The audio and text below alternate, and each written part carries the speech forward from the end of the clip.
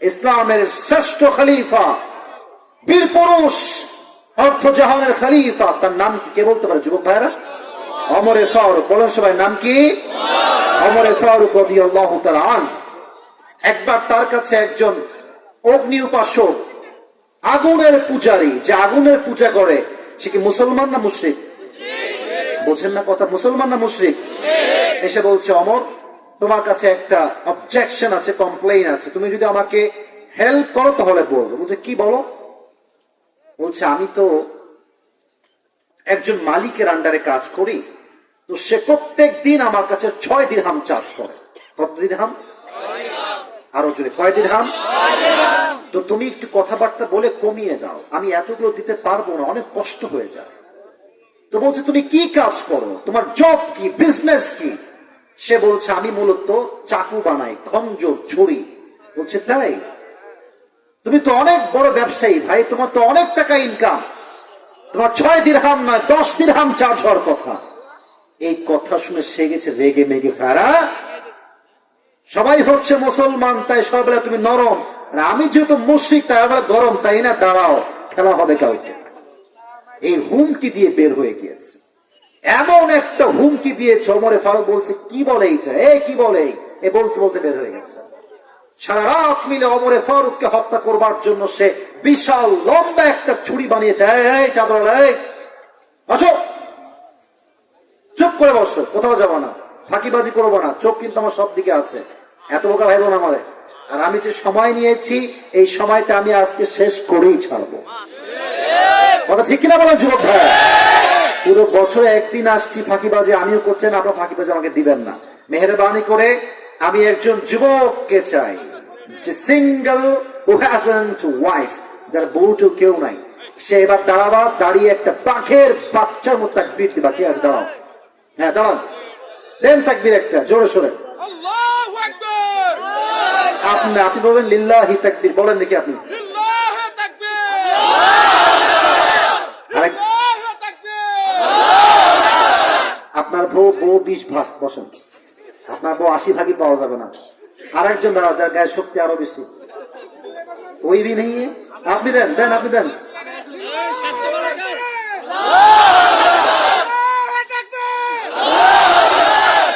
তার বউ 50 ভাগ, আপনি আরেকবার দেন। হ্যাঁ দেন, আপনার তো গায়ে গোস্ত বেশি মনে হইতেছে।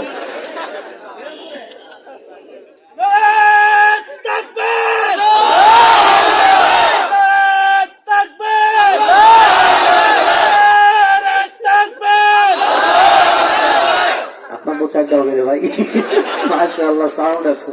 আমার সঙ্গে দেন সাহেব, এসব কাজ দেন। এবার দেন লিল্লাহি তাকবীর। এবার সেই যুবকটা ওমর ফারুককে হত্যা করবার জন্য লম্বা রাত ধরে বিশাল লম্বা একটা খঞ্জর বানিয়েছে, চাকু বানিয়েছে, বিশাল লম্বা লম্বা চাকু, ডানেও চাকু বামেও চাকু, মাঝখানে হচ্ছে হ্যান্ডেল। এবার শীতকালে আমরা কি মুড়ি দেই টাঙ্গাইলের ভাইয়েরা? চাদর। বলেন, কি মুড়ি দেই? আমি একটু হাদিস থেকে প্র্যাকটিক্যালি বোঝাই। দেখবেন আমার মায়েরা ডান পাশে আছে, বোনা ডান পাশে আছে, যেই মেয়েরা দেখবেন নেকাব পরে, দেখবেন নেকাবটা এমনে পড়ে। কথা কি বোঝা যায়? কথা ঠিক আছে না? এমনে না, এমনে দেয়, এই নাকের এই বরাবর একটা, আর উপর থেকে এই ভুরু বরাবর একটা। কথা কি ঠিক আছে? তো সে কি করেছে, লম্বা একটা ছুরি বানিয়ে এখানে লুকিয়েছে, ঠিক তার পেটের এই জায়গাতে, আর চাদরটা নিয়ে এভাবে মুড়ি দিয়েছে, চাদরের নিচ থেকে পাটটা এই পর্যন্ত দিয়েছে, আর উপর থেকে ভুরু বরাবর, পুরো মুখ ঢাকা, শুধু চোখ দেখা যায়, নাথিং এলস, আর কিছু দেখা যায় না। এবার সে ছদ্মবেশে মুনাফিকের রূপে নামাজ পড়তে আসছে ওমর ফারুকের পেছনে।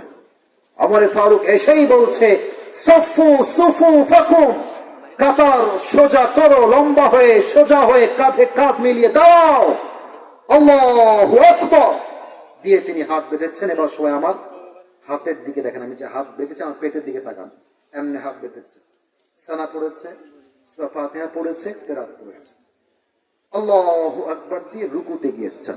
যখন কোন বান্দা রুকু যায় দেখবেন তার দেহ থাকে এরকম খাড়া, যখন রুকুতে যায় দেখবেন এটা সমান বরাবর হয়ে যায়। কথা কি বোঝা যায়? উনি আল্লাহু আকবার দিয়ে রুকুতে গিয়েছেন, পুরো পিঠ পিঠটা সমান হয়ে গিয়েছে। পেছন থেকে সুযোগ বুঝে আবু লুকলু আল মাজুসি চাদরটাকে উড়িয়ে দিয়েছে আর ছুরিটা বের করে, এবার আমার পেটের দিকে তাকান, পেটের দিকে ছুরিটা বের করে এপাশেও ছুরি এপাশেও ছুরি এমনি নিয়ে আর ওমরে ফারুকের পেটের সামনে এমনি একটা আরেকটা আরেকটা তিনটা পোস্ট দিয়েছে। তিনটা ছুরির আঘাতে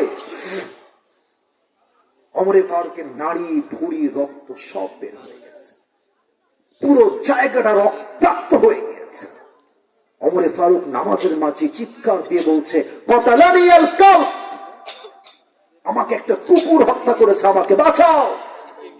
এমনি অজ্ঞান হয়ে পড়ে গিয়েছে। নামাজ কাকে বলে? ওমরে ফারুক অজ্ঞান হয়ে পড়ে গিয়েছে আর পেছনের একজন সাহাবীও দুই একজন বাদ দিয়ে কোন সাহাবী নামাজ থেকে ছাড়ে নাই। সুবহানাল্লাহ পড়বেন না আপনারা সবাই? নামাজ কাকে বলে? ওমরে ফারুককে ডান দিকে নিয়ে গিয়েছে, একজন ইমাম এসে নামাজ পড়িয়েছে তার জায়গায়। খলফাল ইমাম যে ছিল আর কি, মুক্তাদি যারা ছিল সেখান থেকে একজন এসে নামাজ পড়িয়েছে ইমাম হয়ে। ওমরে ফারুকের পুরো নাড়ি ভুঁড়ি বের হয়ে গেছে। এবার রাষ্ট্রের সব ডাক্তারগুলো দৌড় দিয়ে আসছে, ওমরকে বাঁচাও, ওমর মারা যাবে, ওমরকে বাঁচাও। ওমরকে বাঁচাবার জন্য তারা পানি নিয়ে আসছে, মুখে পানি দেওয়ার জন্য। পানির বোতল খুলে মুখে পানি দিয়েছে। পানি যখন মুখ দিয়ে গেছে, গলা দিয়ে ঢুকে পেট দিয়ে এই বুক দিয়ে এসে, পেট যেহেতু পুরোটা কাটা, পানিটা ঢুকে আবার পেট দিয়ে যেমন ছিল সব পানিগুলো বের হয়ে গেছে। দুধ দিচ্ছে, দুধ যাচ্ছে, পুরো পেট কাটা, পেট দিয়ে সব দুধগুলো বের হয়ে যাচ্ছে। এই দৃশ্য দেখে সাহাবা একরামরা কান্না দৌড় পড়ে গিয়েছে। ডাক্তাররা বলছে আর হবে না, ওমরে ফারুক আর বাঁচবে না, আর সম্ভব নয়, ওমরে ফারুককে আর বাঁচানো যাবে না আমাদের পক্ষে। হঠাৎ করে ওমরে ফারুক তার চোখ খুলেছে, একদম মিটি মিটি করে, একদম ছোট্ট ছোট্ট, কিচ্ছু দেখতে পাচ্ছে না, সব ঝাপসা ঝাপসা ঝাপসা, চোখের পাশে রক্ত রক্ত। তো দেখছি দূরে একজন সাহাবী দাঁড়িয়ে আছে, বলছে এই এদিকে আসো, এদিকে আসো, দৌড় দাও। তো এই সাহাবী দৌড় দিয়ে আসছে ওমরের কাছে, তার কানের কাছে, তার মুখের কাছে কান রেখেছে। বলছে কি বলবেন ওমর, বলুন আপনি, সমস্যা, আমি শুনবো আপনার কথা। তো বলছে আচ্ছা আসল্লান নাস, আমি যেই নামাজের ইমাম ছিলাম, আমার অজ্ঞান হওয়ার পরে তোমরা কি সেই নামাজটা আদায় করেছিলে? নামাজ কাকে বলে আপনি ভাবতেছেন? এটা রক্ত বের হয়ে আছে, নাড়ি ভুঁড়ি সব বের হয়ে আছে, and they are definitely damn sure that Umar is going to die very soon. খুব দ্রুতই সে মারা যাবে, মোটামুটি সবাই কনফার্ম। ওই অবস্থায় ওমরে ফারুক টাকার কথা নয়, সম্পত্তির কথা নয়, রাষ্ট্রের কথা নয়, কোষাগারের কথা নয়, বাবার কথা নয়, বইয়ের কথা নয়, the last word that Umar Farooq has pronounced is আসল্লান নাস, এই আমাকে বলো নামাজ তো তোমরা আদায় করেছিলে? সাহাবা একরাম বলছে নাম, আমরা আদায় করেছিলাম। এটা শুনে ওমর ফারুক ওই অবস্থাতেই একটা চেহারা দিয়ে মুচকি হাসি বের করে দিচ্ছে। নামাজ কাকে বলে? নামাজের গুরুত্ব কাকে বলে বোঝেন না আপনারা যুবক ভাই? 3টা 4টা পর্যন্ত গার্লফ্রেন্ডের সঙ্গে প্রেম করে বেড়ায় যুবক ভাইরা। আস্তে ঠিক বললেন তো, ও 4টার সময় ঘুমায়। যে যুবকটা 4টা বাজলে ঘুমায়, ও ফজর নামাজ জামাতে পড়বে কেমন করে? খবরদার, এশারের নামাজ শেষ, খাবা, সোজা ঘুমিয়ে যাবা। আমরা যখন মাদ্রাসায় পড়তাম, আমার এখনো মনে আছে, প্রত্যেক দিন এশারের পরেই ঘুম, আমি ঘুমাতাম, আর প্রত্যেক দিন রাত 3টা বা 4টায় উঠতাম। আমার মনে হয় ওইটার বদৌলতে, ওইটার বরকতে আল্লাহ আজকে আমাকে আকাশচুম্বী সম্মান দিয়েছে। আমি কোন অহংকার করছি না, শো অফ করছি না। আমার কথা একটা, ফজরের নামাজ হবে জামাত দিয়ে শুরু, আর রাতের বেলা ঘুমাবো আগে। জীবনে বরকতের কোনো অভাবই হবে না। সুবহানাল্লাহ পড়লেন না আপনারা সবাই? আল্লাহ আমাদের সবাইকে 5 ওয়াক্ত নামাজি হওয়ার তৌফিক দান করুন। আমিন। আপনারা সবাই মিজানুর রহমান আজহারির নাম শুনছেন না? আজহারি সাহেবের নাম শুনছেন আপনারা সবাই? আচ্ছা, ওনার একজন নানা ছিলেন, তার নাম হচ্ছে গোলাম সারওয়ার সাইদি হুজুর, নাম শুনছেন? দেখবেন যে আমার দাড়ি তো ভাই, আমি যুবক, আমার দাড়ি কি সুন্দর, ওনার দাড়ি আমার চেয়ে অনেক সুন্দর। উনি প্রায় 2 বছর আগে মারা গিয়েছেন। আল্লাহ ওনাকে জান্নাতুল ফেরদাউসের উচ্চ মাকাম নসিব করুন। পেছনের ভাইরা আমিন কয়, ডানে কয়, আপনার জোরে বলতে পারলেন না, বলেন না আমিন। মানুষটা অসাধারণ ছিল, আপনি যাই বলেন। অসাধারণ মানুষ ছিলেন। উনি একটা কথা, আমি এটা রিপিট করছি, মেনশন করছি, কোট করছি ওনার থেকে, এটা আমার কথা নয়, উনি বলতেন বারবার বারবার বারবার বলতেন, এবং খুবই ভাইরাল, এটা করোনার সময় ভাইরাল হয়েছিল, আমার কানে এখনো বারবার বাজে। কথাটা হচ্ছে এরকম, নামাজ নাই যা, ইমান নাই যা। আর একটা বাক্য আমি অ্যাড করছি ওনারই কথা, বাট অন্য লেকচার থেকে নেওয়া। নামাজ নাই যা, মুসলিম হিসেবে পরিচয় দেওয়ার কোন অধিকার নাই তার। নামাজি হচ্ছে মুসলমানের সবচেয়ে বড় পরিচয়। এজন্য টাঙ্গাইলের চাটার পড়া প্রত্যেকটা যুবককে আল্লাহ তাআলা 5 ওয়াক্ত নামাজি যুবক হিসেবে কবুল করুন, সকলে পড়া আমিন। আর হিসাব দিবসে যখন হিসাবের ফয়সালা হবে, বেশিরভাগ মেয়ে যাবে জাহান্নামে। আমি বলি, আমাকে আগে ঠিক বলবেন না, please let me clear this matter, why they will enter in the hell fire. কেন যাবে জাহান্নামে? ইভেন বেশিরভাগ নারী জাহান্নামে যাবে। কেন? হাদিসে আসছে তাকফুরনাল আশির, বেশিরভাগ মেয়ে ছিল স্বামীর অবাধ্য। কেমনে আমি একটু বোঝাই, please try to understand this matter. বেশিরভাগ স্বামী যায় বিদেশে, আর বউ ইচ্ছা মতো দেশে পরকিয়া করে বেড়ায়।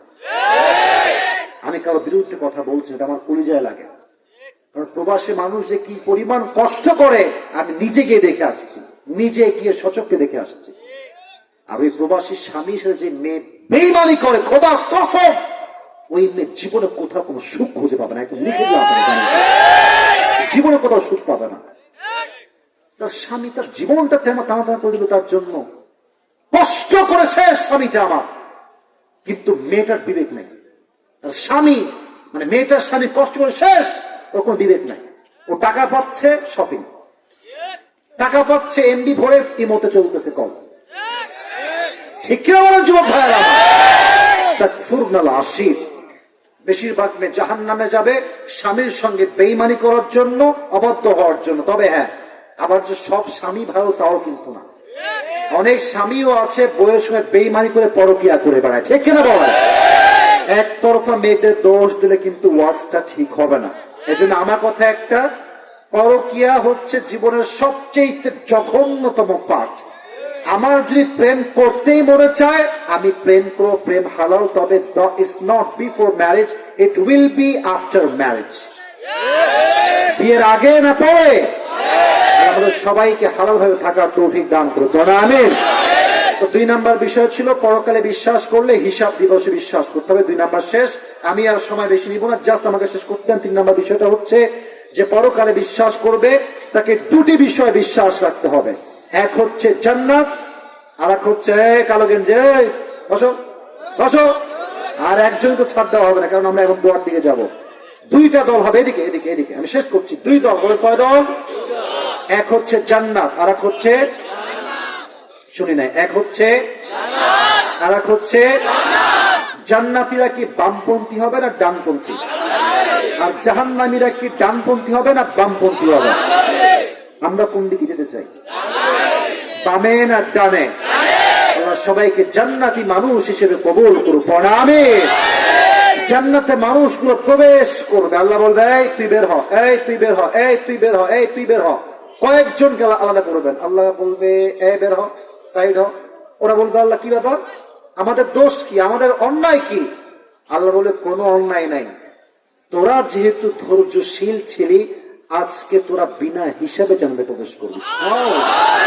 দলিল কি? ইন্নামা ইউওয়াফাস সাবিরুনা আজরাহুম বিগাইরি হিসাব। আল্লাহ তাআলা সবর ধৈর্যশীল বান্দাদেরকে বিনা হিসাবে কিয়ামতে জান্নাতে প্রবেশ করাবে। সুবহানাল্লাহ। আল্লাহ আমাদের সবাইকে ধৈর্যশীল হওয়ার তৌফিক দান করুন, সকলে পড়া আমিন। আর এই জাহান্নামটা কেমন হবে, শেষ আয়াত বলছি, আয়াত শেষ, ওয়াজ শেষ হয়, পুরস্কার দেওয়া হবে। সূরাতুন নাবা 30 নাম্বার পারা 1 নাম্বার পৃষ্ঠা। আল্লাহ says in this ayah, inna jahannama kanat mirsada, the hellfire is look like a big boat. এই জাহান্নাম হবে বিশাল লম্বা একটা ঘাটির মতো। লিতাগিনা মাআবা, for the transgressors a place of return, যারা বেনামাজি, সুদখোর, মদখোর, তাদের জন্য এটা হবে আবাসস্থল। টাইম লিমিটেশন, কতটুকু কতদিন থাকবে তারা জাহান্নামে? আল্লাহ বলছেন লাবিথিনা ফিহা আহকাবা, the people of hellfire, they will live in the hellfire for age. জাহান্নামীরা যুগের পরে যুগ জাহান্নামে থাকবে। খাবার হবে কেমন? لا يذوقون فيها بردا ولا شرابا. They will have no food to eat and they will have no water to take. খাবার জন্য কোনো খাবারই থাকবে না। বাট জাহান্নামীরা যখন ক্ষুধার্ত হয়ে যাবে, আল্লাহ আমাকে খাবার দাও, আল্লাহ একটা খাবার দিবেন। এটা কেমন হবে? কোরআন বলছে যাকুম। এই খাবারের চতুর্পাশে থাকবে লম্বা লম্বা কাঁটা। যখন সে মুখে খাবারগুলো দিবে, মুখ দিয়ে যাওয়ার আগে জিহ্বাটা ছিলে যাবে, গলার হাড় গুলো ছিঁড়ে কাঁটাগুলো গলা দিয়ে বের হয়ে যাবে। এতটা ভয়ঙ্কর খাবার হবে। আল্লাহ আমাকে পানি দাও, আমি থার্স্টি, আমি খুবই ক্লান্ত, আমি খুবই তৃষ্ণার্ত। পানি দেওয়া হবে একটা গ্লাসে করে। কেমন হবে? নেক্সট আয়াত, ইল্লা হামিমা ওয়া গাসাকা। এটা হবে রক্ত এবং পুঁজ দ্বারা গলিত পানি। এটা খাওয়ার সঙ্গে সঙ্গে মানুষ যা খেয়েছে আবার সঙ্গে সঙ্গে বমি করে সব বের করে দিবে। নাউজুবিল্লাহ পড়বেন না আপনারা সবাই? আল্লাহ তুমি আমাদের সবাইকে সেই ভয়ঙ্কর জাহান্নামের আগুন থেকে হেফাজত করো, সকলে পড়েন আমিন। আল্লাহ তুমি পরকালে আমাদের সবার হিসাবকে সহজ করে দিও, সকলে পড়েন আমিন। আল্লাহ পরকালের জীবনকে ফেস করার আগে আমাদের সবাইকে 5 ওয়াক্ত নামাজি বান্দা হিসেবে কবুল করো, সকলে পড়েন আমিন।